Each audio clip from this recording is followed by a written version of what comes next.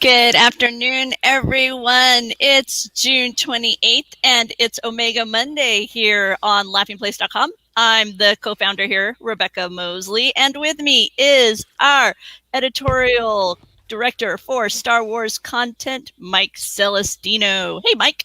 Hi, I just realized I don't have my glasses on and I don't know where they are. So it's fine. It's for nearsightedness, so I'm good with the computer screen.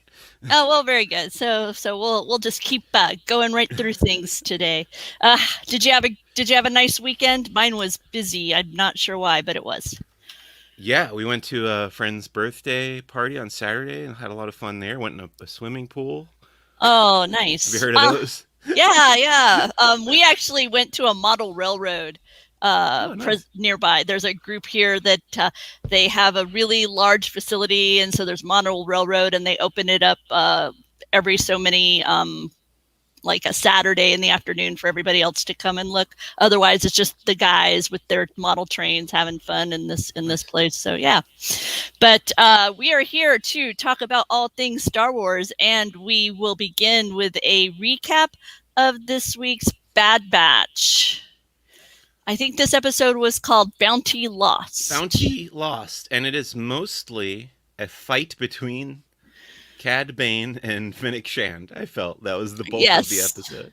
I would agree. I would So agree. there's, as people have pointed out, there's a War of the Bounty Hunters happening in the comics, and then a War of the Bounty Hunters happening on the show, but they are separated by like 25 or so years in the timeline. So uh, two different wars of bounty hunters happening. This episode was particularly compelling in its exploration of the Bad Batch's, especially Hunter's commitment, I think, to Omega. And then I also enjoyed seeing her own independence, like Mm. the way she was able to get herself out of a sticky situation. But as always, the Bad Batch was kind of there at the right time to ensure her safety. Yes, and I have to say I was just a little disappointed that that storyline got resolved in one episode. Like, okay, there was the cliffhanger of her getting taken by Cad Bane last week, and then this episode ended with her returning to the Bad Batch. It just felt like a little too easy to go and just do it in one episode. But I enjoyed it. Other than that, the fight was fun. Seeing Fennec Shan again was good, and all the Cad Bane stuff was fun. And then like all the mystery surrounding like the cloning facility and the tanks and the weird looking beings that are in there, and people are saying, does this maybe tie into Snoke? Uh, and then the reveal of Boba Fett's real name, which is very interesting. Yep. The thing for me, I don't did you recoil when that slimy Mm-hmm. nasty clone thing landed all over? I recoiled when that whole Fennec Shand got what the clone tube, and then the being that's kind of, to me, Snoke like, Yeah. kind Well, of, you would. I mean, you would think that it would be Jango Fett like because that's what they're supposedly cloning, these Kaminoans, but it doesn't have this. It doesn't have a human correct. shape. It has more of an elongated, almost kind of Kaminoan shape, but yeah, almost sort of Snoke like as well, because Snoke is a bit taller than everybody else. Now, I hadn't really thought about how much Snoke, in many ways, kind of physically resembles a Kaminoan. Just, kind of a bizarre, Yeah. Yeah. tweaked, maybe, stretched out this way. You know what I mean? It kind of like, Sure. but that odd shaped head with the really narrow neck. Yeah, I hadn't thought about it, but I can see that. I'm interested to. It seems to be more and more prevalent and more. I don't know, borne out that Omega is somehow force sensitive. They keep hinting at it, but then they never they keep like beating around that bush and then never quite Yeah. getting to it. I'm not like the big deal that they made in this episode is that she's the only other direct clone of Jango Fett. So she's basically like Source Boba Fett's material. twin Mm-hmm. sister, right? Mm-hmm. Um, but that Jango Fett that we know of was not force sensitive, so they said she wasn't altered, which would mean I don't know. I'm not sure really where they're going with that because they definitely have been hinting that she has some kind of powers that other people. Maybe it's just the natural abilities that Jango Fett had. I don't know. Yeah, and as Mike knows, because I sent him a few texts over the weekend, I'm still trying to get it all sifted out timeline wise. Like, okay, so she must be about the same age as, and I have a better feel because it was like, okay, but Anakin is this old, and Padme, and then how old would Omega be in that, and who might she have encountered? So, I've been doing a lot of those numbers here at home, writing down various years BBY, and trying to sift it out, because just simply because there's so many different theories out there, and some of them, if you sat and looked at the timeline, just simply don't make sense. So that's why I was doing the timeline look to kind of try and sift through those. Also, this week with Bad Batch Mike, they shared a mid-season sneak peek. Yeah, they called it that, but I'm pretty sure it was 100% made up of footage from previous episodes. I could be wrong about that, but Yeah, I did not see anything new in there. I have to admit that I felt like it was more of a kind of, if you haven't been watching, this is what you've missed, and well, they did a similar pay thing with the attention moving Mandalorian forward. too. Right. Yeah, it's a way to, as buzz builds, and you haven't been part of the fun, you can jump in without feeling that you're too far behind. They also put out this week or recently, the soundtrack for the first 8 episodes. This is a 37-track album. You can find it on various streaming services. And then on August 20th, Volume 2, with the remaining episodes of the season, will be presented. So that's out there now. You can enjoy the guitar and other instruments that Kevin Kiner leans into to provide kind of that Western score. I think of it as kind of that Western score, but right. Yeah. So there's that, and D. Bradley Baker stopped by Disney, like a Disney Plus web channel, to discuss what it's like to voice the clones. He talked about, in essence, that it's like sitting with 5 different ventriloquist dummies on his leg, and moving from character to character. He shared which clone is his favorite. So, I will leave you to watch that video and discover those secrets.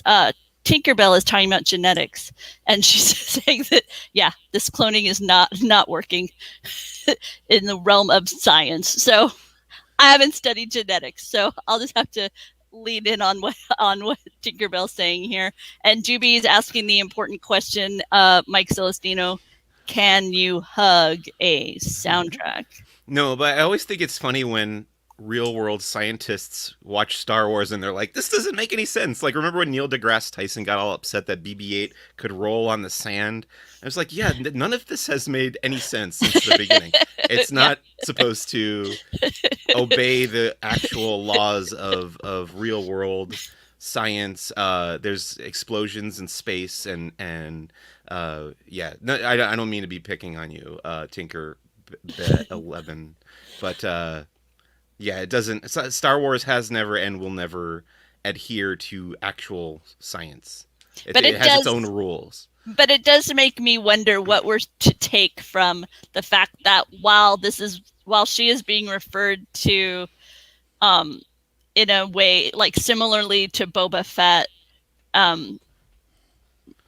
yet she's so very different. Like what hints? What are they? Where are they trying to lead us with that? That is a good point. Unto its own, they did say that she is another exact replica of Jango Fett, and yeah, clearly she is altered in some ways. And yeah, so what are we to take from that? And the episodes ahead is where we will discover more about that. 7 more. I know. Remaining, right? Yep, I think so. I think that's the number I keep hearing. Later this fall, we're going to move into the world of comic books now and discuss Star Wars Adventures: Ghosts of Vader's Castle. I have to admit, I haven't read a lot of Star Wars Adventures, but Kevin Scott, who I interviewed last week for the High Republic stuff, writes these Vader's Castle comics for IDW, and they're kind of like spooky stories for kids set in the Star Wars universe, and I think it sounds like a lot of fun. I would like to get the collections at one point and check them out, but I have not read any of them yet. They're I don't know if they're even qualify as canon or if they're just supposed to be like fun stories outside of the continuity. One of the comments that caught my eye in the article we did was artist Derek Charm talked about his involvement, saying it was really fun to develop a darker visual style for this series, and he talked about how Kevin Scott always brings fun and visual, but and new to the spooky corner of the galaxy, of the Star Wars galaxy. So it's clear that the goal here is to celebrate that time of year when we're all enjoying a few more jump scares and maybe visiting the local haunted house or that kind of thing is what's happening within the world. So they are just adding to the fun with a Star Wars comic book. Yeah, it's funny. Like Kevin Scott is writing this kind of Halloween themed Star Wars comic, and he's also writing with George Mann the Christmas themed or Life Day themed short story collection coming out in November, I think. Oh, that'll be fun. I wonder what things we'll start to see more now within Galaxy's Edge, because I think a lot of that type of seasonal elements, the realities of what the residents of Batuu might be doing during certain periods of seasons, I think that kind of got sidelined with COVID and whatnot. So I'm interested if we're back at a point yet where we'll start to see more of that, or maybe it's still on the horizon. Maybe we're not quite to that level of re-engagement yet. I don't know. It's hard to say. Yeah, I would like to see it. It's pretty much come out, like you said, that they were planning these 3 different seasonal celebrations in Galaxy's Edge. One for the May the 4th, which they were calling Black Spire Day. One for Halloween season, which I don't remember what they were calling. And then, of course, Life Day around Christmas time. Mm-hmm. Also within the world of comic books, the War of the Bounty Hunters continues, and they've introduced a new bounty hunter.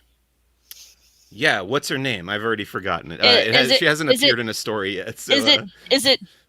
Would you call it Deva Lompop, or would you call it Diva?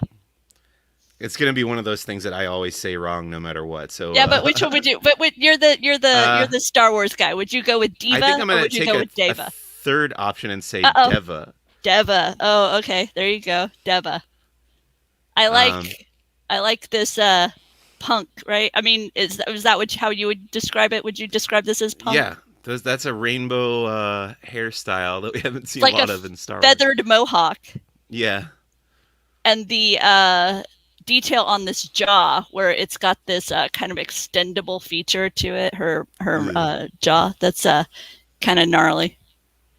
So, and the death spike in her fist is pretty amazing too. So yeah, not a bounty hunter I'd want to encounter on the street for sure. But the interesting thing about her is that her species apparently lives for hundreds of years, so she's not only going to be in War of the Bounty Hunters in the comics, but she's going to be appearing in the timeline several hundred years earlier in the High Republic as well. Okay, so we will be seeing her in several different eras of Star Wars lore now, or actually Star Wars history now. I guess I still call it lore, but I feel like I can't do that when I'm on this show. I feel like I have to. I don't know. I feel like lore like almost trivializes it. We're dealing with canon. Here's some more panels from War of the Bounty Hunters, Jabba the Hutt. So, Del Rey Publishing has announced more titles are coming to this Essentials Legends collection. This is an interesting choice, and I'm curious what it means. I don't know. I feel like it's more than just a republishing. Am I reading too much into it? I don't know. Yeah. Well, I would say with the Thrawn stuff, we pretty much know that Thrawn is going to be a live action presence in the Ahsoka TV show. So I understand them wanting to get the original Thrawn trilogy back out there by Timothy Zahn. And also, those are great books that if you haven't read them, you got to check them out. So it's great to have them with new covers and stuff. Darth Bane, I don't know. I don't know why they want to highlight that. I haven't read it. I'm going to. I have it. They sent it to me. I'm going to be reading it and reviewing it as soon as I have a chance. I'm doing the other one right now, Shatterpoint, the Mace Windu one. Um, and then Rogue Squadron makes sense. They're making a Rogue Squadron Yeah. movie, and that's the first book in the Rogue Squadron series.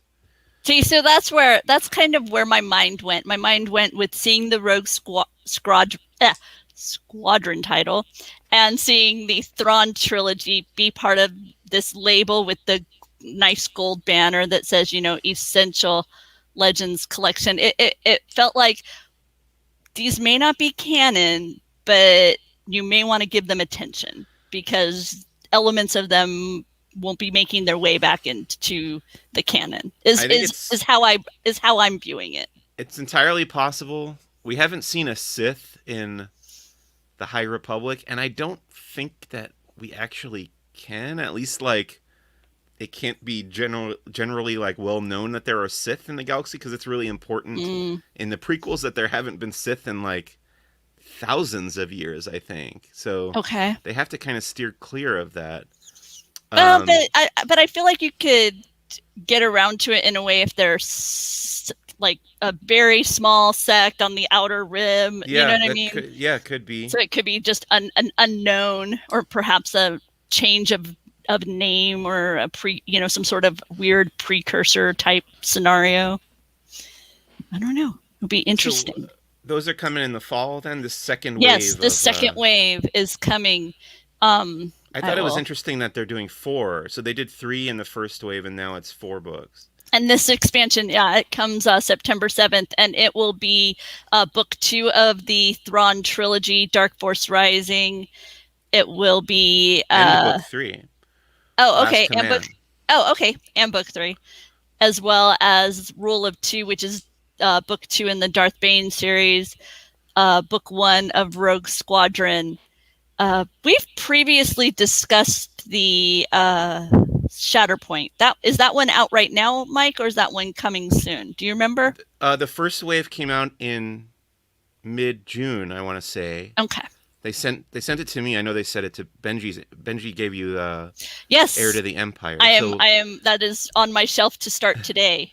Great. So I'm reading Shatterpoint right now. I'm almost done. I got like 80 pages left or something. I'm gonna write that review next week, I think, and then you're gonna do Heir to the Empire because I've read that book several times. So we're gonna get a fresh take on it. I have owned this book since it first came out and have never read it. I envy you. And so I am about to embark on a new Star Wars adventure. That's awesome. And considering how much I know it is beloved, I am excited. So. And then the week after that, I'll read Darth Bane Part 1 and review that. And what I like the most about this whole effort that they're doing is that it's showcasing that these stories can still be enjoyed even though they're not part of the current canon. It doesn't have to be part of that same timeline to be worth reading, worth absorbing, and enjoying. And it's a good lesson for me, too, because I've heard good things about Shatterpoint. I probably never would have picked it up if they hadn't done this. I've heard good things about the Darth Bane stuff. Same day, I was like, well, it's not part of the current canon, so it's going to get confused in my head, and it doesn't really matter in the long run. But it's still a story. It's still enjoyable on its own right, and it should be. And I think that's a good thing to highlight. And another thing I've learned in reading your interviews and other interviews with the current group of authors there at Lucas, doing these Lucas film titles, is that they were inspired by these. Like in many cases, these were books that they read because of their passion with Star Wars. And there was that very, very long period of time where we didn't have films. So, or TV, there wasn't really new content per se beyond these books. And so those are played an important part in shaping who they are as Star Wars fans. I suspect even Dave Filoni would fall into that category as somebody whose own Star Wars journey would have been very much shaped by titles like this. So in that way, I am excited to hear what you think of Shatterpoint. Yeah, I can't wait to talk about it. I'm very close to finishing it. And Heir to the Empire, same thing. That's the book that made me a hardcore Star Wars fan. So hope you like it. I'm excited to learn more about Thrawn, who has always just been some blue guy to me. So this will be a new journey. Lego has announced they had a Lego Con, and they announced some upcoming Star Wars sets, including this Star Cruiser. Yeah, this is Moff Gideon's cruiser from The Mandalorian season 2. It was kind of a anticlimax because images of these sets had leaked out weeks ago, and all the Lego sites were already talking about them for weeks. So it was like, oh, we got this embargoed information, but it was stuff that I already knew about. So, I was but yeah, excited by Ming Na Wen's tweet. She was thrilled to see a Fennec Shan Lego, yeah, and that just made my. I was actually waiting for lunch when that tweet hit my phone, and I was like, "Oh, that is so cool!" So this set has Grogu, Din Djarin, Cara Dune, Fennec Shan, Moff Gideon, and an a, Imperial. a dark trooper, isn't it? Oh, I don't think it's a dark trooper, but it might be. I will scroll down and make sure that I Okay. pull that information up. They also unveiled the Imperial Armored Marauder. Yeah, and in doing research for putting this post together, I discovered that there are two versions of this Imperial troop transport in the canon. One that appears in Mandalorian season 1, which is directly inspired by the Kenner toy vehicle from the early 80s. And then this one, which is in season 2 of The Mandalorian, which is more enclosed and I think a little bit bigger. I thought they were one and the same, and I was like, oh, okay, there are two versions of this. This is, of these three that got announced, this is the one that I'm going to pick up. Because Okay, you always need more stormtroopers, and I like that vehicle. I already have a Grief a Karga Grief Karga. minifigure. I like that the cannons in the front actually will shoot, so you can be these little green one off will fly around and shoot Yeah. at things. So that'll be fun. uh, Clips Films Melbourne is saying it would make sense that the Dark Trooper would be flying in space for box art, like 2010 Droid Trifighter. So, And then we get to also, the controversial one. yes, the the Boba Fett starship TM. As we know, it's called the Slave One, and for whatever reason, they, yeah, look here, you've got a picture of a very recent Slave One, the adult UCS Slave One, and then another small, must be slightly smaller. Yeah, Oh it no, is. that's also the UCS. This is only about 2,000 pieces. This one is not as big as I remember, as if I remember correctly. See, but there's a little bit of difference between the two. So for whatever reason now on the packaging they're calling it the Boba Fett Starship. I don't know why. I've seen theories that maybe Boba Fett doesn't call it that anymore in the post Return of the Jedi era. Maybe he has changed the name of the ship. We don't know that yet, but Disney has told Lego not to call it that anymore. Or, like many people are upset about, it could be a thing where they're being a little sensitive about the word slave. If it's just for the Lego box art, that does not bother me at all. If they were to change the name of the ship in universe in a more official capacity, I would think that would be odd. That has not happened that we know of, but it's interesting to see and talk about. But a lot of people are upset about it with very little information to go on, and it feels like kind of a non-story so far to me. That's one of those things where I'm with you. Wait and see kind of how it evolves in story, whether they decide to change that here. Well, when we got that press release, and I saw this is last week before the embargo went up, I saw they're calling it the Boba Fett starship, and I was like, oh, that's odd. In the past, they have called it the Slave One on the Lego boxes, but my thought went to the Razor Crest, which they released as the Razor Crest in the Lego set, but then they had to change it. I think in some overseas markets because they couldn't get the trademark on the name Razor Crest. Razor Like Crest. somebody else had claimed it. I don't know. I don't really understand the legality of it. Yeah, Doobie says upset without info defines the internet, and that is absolutely true. Yeah, I've fallen prey to that, and it seems like a lot of people have as well. So for now, we just know that the typical title that we have seen all these years for Boba Fett's ship, Slave One, is not appearing on the Lego box. And in a Q&A session, it was remarked that was by request. So they didn't give any further information as to why the request was made, but that's where we are at this time. Continuing with the world of now we're moving back into the world of actual film. There was some Rogue Squadron news that came up. Right, so we mentioned the Rogue Squadron movie when we talked about the novel earlier, and the movie's being directed by Patty Jenkins of Wonder Woman fame, and this is going to be the writer. His name is Matthew Robinson. Most famously, he wrote The Invention of Lying with Ricky Gervais, but he's done some other stuff. Love and Monsters was the other title that caught my eye because it was a title I'm familiar with. But I have to say that I haven't seen his work, so I don't have any direct so I'm expecting now this. Are you familiar enough with his work that it gave you a expectation? Well, I've seen The Invention of Lying, and I enjoyed that movie. It's a comedy, though. It's not an action adventure movie, so I don't know if I've seen any of his other stuff. It's hard to say. Sometimes in these situations, I think they must bring somebody in for a meeting, and he gives them a pitch or something, and they liked his pitch, probably. That would be my guess of how somebody like that gets this job. And the Love and Monsters is an adventure romance, as I remember. It's about individuals who are separated in some cataclysmic event.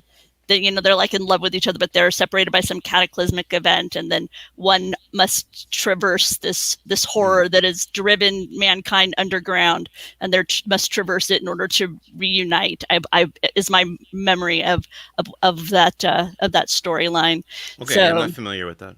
It reminds me of the Gareth Edwards movie. What was that called? Ooh. But it's weird too because he also went on to make a Star Wars. But we've been expecting this to be a bit similar to I would say. I came into the announcement of this thinking this would be more in line with some of the films I might associate with the World War II era, kind of the Flyboy type film. I mean, is that kind of what you had been envisioning with what you've known of Rogue Squadron over the years as a fan? Yes, definitely like a military, almost kind of Top Gun-esque movie is kind of what I'm expecting. And it's not my favorite genre, and it's not my favorite area of Star Wars even. I know people who are big into the pilots of Star Wars. It's not where my interests really lie. You know, I played the games, played Star Wars Squadrons.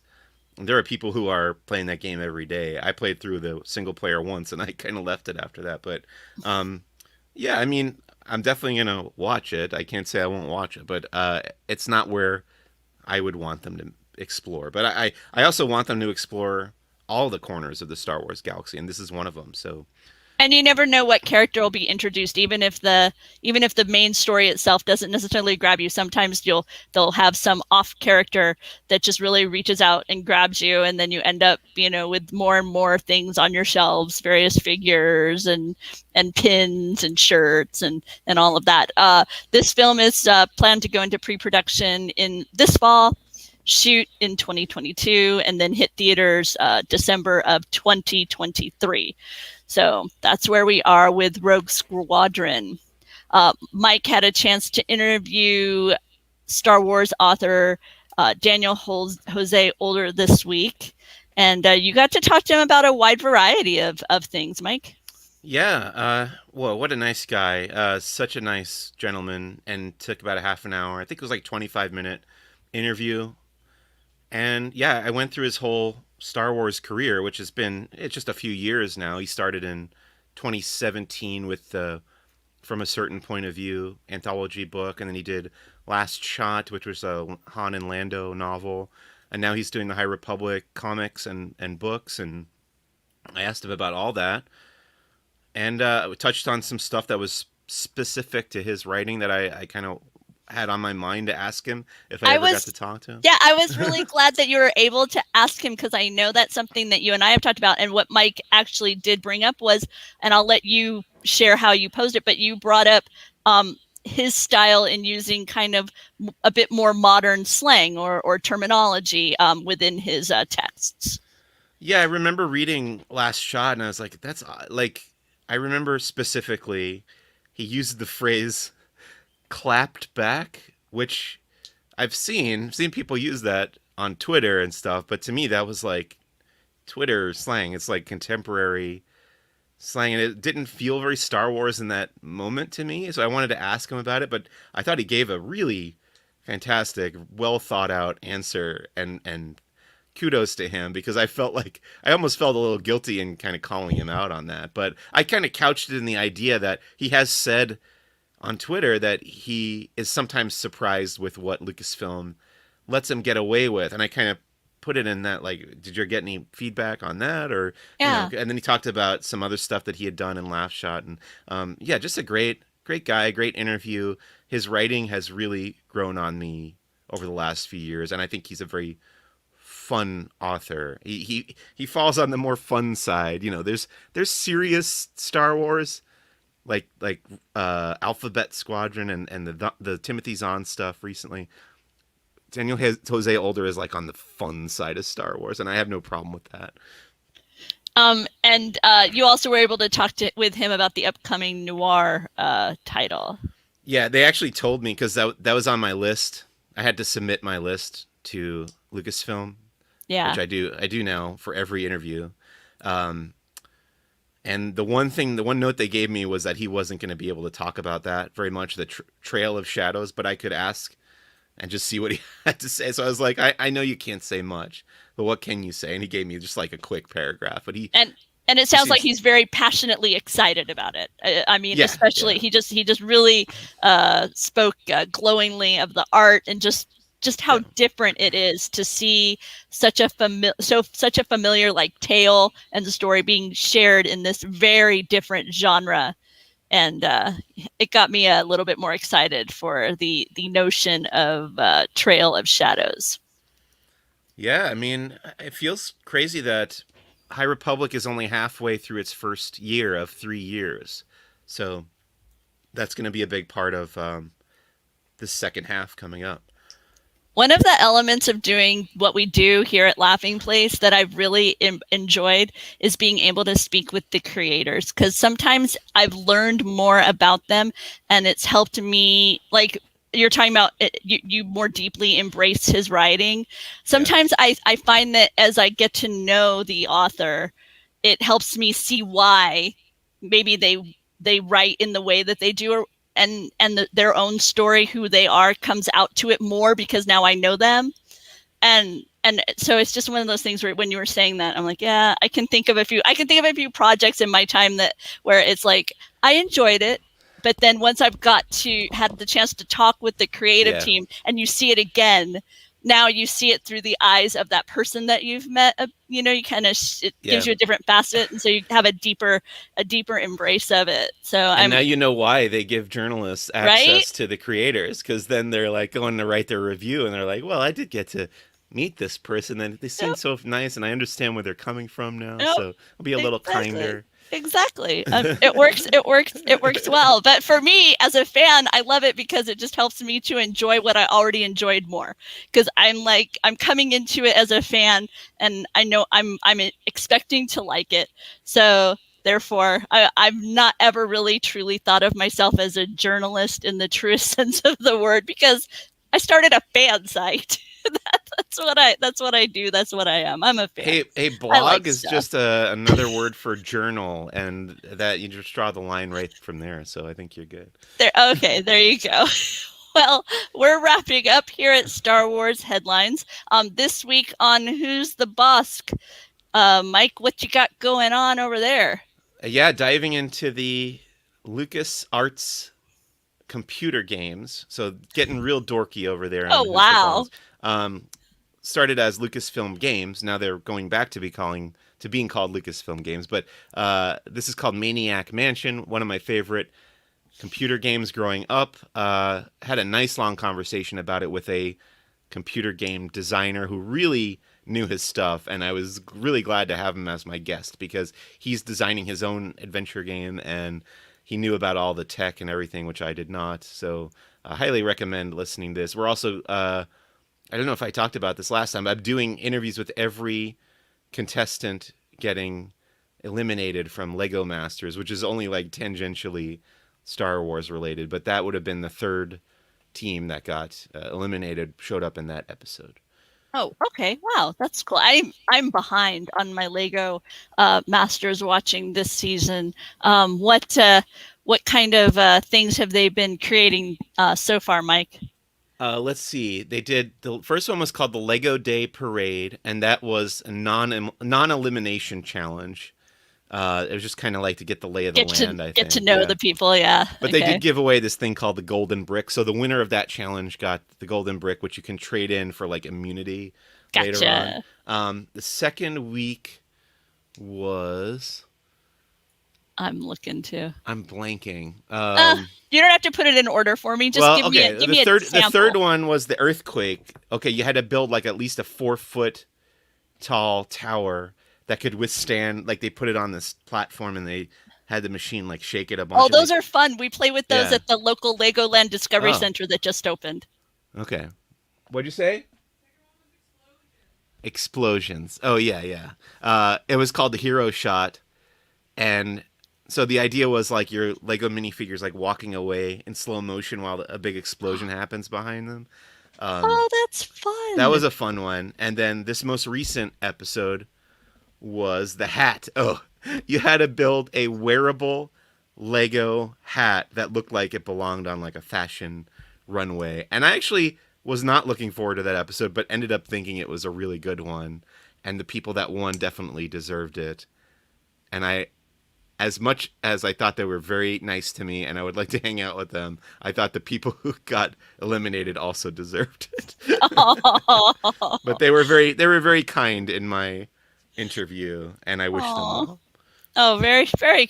I wonder which one of these you'll be able to see at Legoland San Diego, because I know previous builds have made their way there. So I'm sure Mike will be keeping tabs on that, and hopefully you'll get to be able to go down there and see some of those. Do you hold your breath during? I found myself in previous seasons, like at times, I'm like literally holding my breath when they're doing certain things with these Lego masters, like because they'll be because they usually they build it in a location and then they kind of have to move Yeah, it somewhere, and yeah.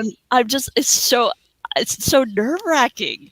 I couldn't do it. I just don't have the skill or the patience, and I admire the talent it takes. Absolutely. It is really incredible. I live with a Lego builder who is 12 years old, and he right now is obsessed with building Lego Wipeout obstacle courses. So for a while his Lego zone was a Jurassic Park esque amusement. So it was like part dino, part thrill rides, and he would make little Lego movies there. Now he's moved on, and it's all about the Wipeout obstacle course. That was the thing I always wanted to build when I was like a teenager and still into Lego, which was embarrassing then, but not anymore because it seems like there's so many Right. adult Lego fans. I really wanted to build Jurassic Park, and this is long before Lego even had any licenses. This is years before they even had the Star Wars license, which was another thing my friend and I would build our own like Star Wars sets. He was much better at it than I was, but we also like collaborated on building a big Jurassic Park, which now they've actually released some Jurassic Park Lego sets, and I've got one of the smaller ones. But He has a yeah, couple. Yeah, he has a couple. So that's what's going on over here at the Mosley house. Let's see, Mike. I guess later today you will be back here for Disney Parks Talk Live. We'll be here at you know what time do we do that? Do you remember, Mike? 4 p.m. Pacific. Thank you. We'll be back at 4 p.m. for Disney Parks Talk Live. We're actually going to have a special guest this week because we're going to be talking about Disneyland Paris. So we are very excited to bring to you our Edith, who helped us out. She's overseas and she was able to provide us with coverage as Disneyland Paris reopened. So we're Great. going to be talking a lot about that. I know, Mike, you've been doing some traveling around. What topics do you think you might be talking about at Parks Talk? I was trying to think. Well, the only one I went to in the past week was Universal. I finally got to do the Waterworld show, so I could Oh, talk that's about right. that. Yeah, we'll probably end up showing a little bit of that, talking about that. I know our CEO and TV reviewer Ben and Alex, they were down at Disneyland Resort, and there's been some, changes. Things are always opening up more and more at the park, so we'll be talking about all of those things as well. So thanks for joining us here at Star Wars Headlines. We'll see you next week. Bye for now.